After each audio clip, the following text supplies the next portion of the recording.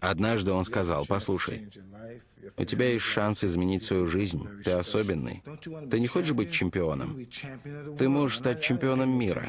Я ему не поверил, а он сказал: «Серьезно, ты станешь чемпионом мира. Ты можешь побеждать.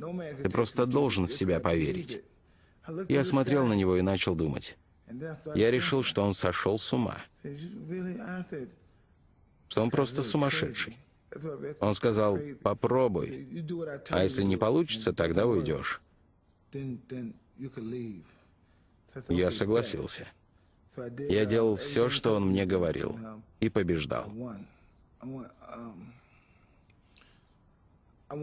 Я побеждал во всех чемпионатах. Если я начну вспоминать, то заплачу. Каждый чемпионат я побеждал, потому что он говорил, что мне делать.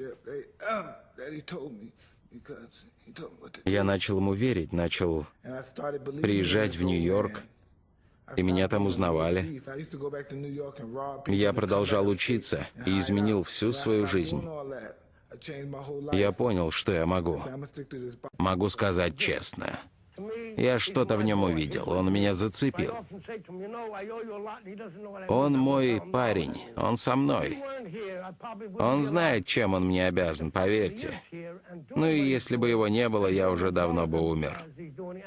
Тот факт, что он здесь, то, что он делает и как он это делает, дает мне мотивацию и желание жить. Я верю, что человек умирает тогда, когда больше не хочет жить. Но у меня есть причина, Майк. Он дает мне мотивацию, я буду жить и буду смотреть, как он побеждает.